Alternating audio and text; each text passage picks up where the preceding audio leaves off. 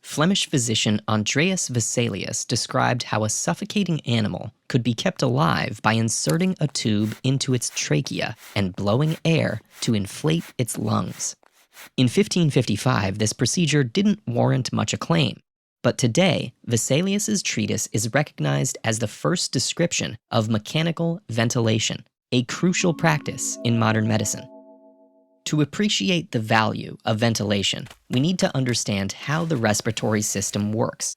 We breathe by contracting our diaphragms, which expands our chest cavities. This allows air to be drawn in, inflating the alveoli, millions of small sacs inside our lungs.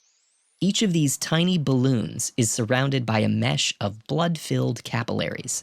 This blood absorbs oxygen from the inflated alveoli and leaves behind carbon dioxide.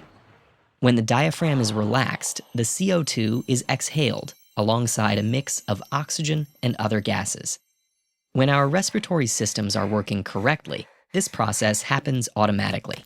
But the respiratory system can be interrupted by a variety of conditions. Sleep apnea stops diaphragm muscles from contracting. Asthma can lead to inflamed airways, which obstruct oxygen. And pneumonia, often triggered by bacterial or viral infections, attacks the alveoli themselves. Invading pathogens kill lung cells, triggering an immune response that can cause lethal inflammation and fluid buildup. All these situations render the lungs unable to function normally. But mechanical ventilators take over the process, getting oxygen into the body when the respiratory system cannot. These machines can bypass constricted airways and deliver highly oxygenated air to help damaged lungs diffuse more oxygen. There are two main ways ventilators can work: pumping air into the patient's lungs through positive pressure ventilation, or allowing air to be passively drawn in through negative pressure ventilation. In the late 19th century, ventilation techniques largely focused on negative pressure, which closely approximates natural breathing and provides an even distribution of air in the lungs.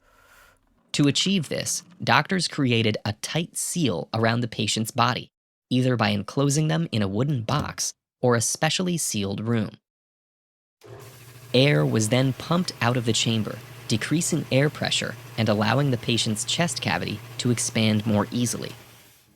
In 1928, doctors developed a portable metal device with pumps powered by an electric motor. This machine, known as the iron lung, became a fixture in hospitals through the mid-20th century. However, even the most compact negative pressure designs heavily restricted a patient's movement and obstructed access for caregivers. This led hospitals in the 1960s to shift towards positive pressure ventilation. For milder cases, this can be done non-invasively. Often, a face mask is fitted over the mouth and nose and filled with pressurized air, which moves into the patient's airway. But more severe circumstances require a device that takes over the entire breathing process. A tube is inserted into the patient's trachea to pump air directly into the lungs, with a series of valves and branching pipes forming a circuit for inhalation and exhalation. In most modern ventilators, an embedded computer system allows for monitoring the patient's breathing and adjusting the airflow. These machines aren't used as a standard treatment, but rather as a last resort. Enduring this influx of pressurized air requires heavy sedation, and repeated ventilation can cause long-term lung damage. But in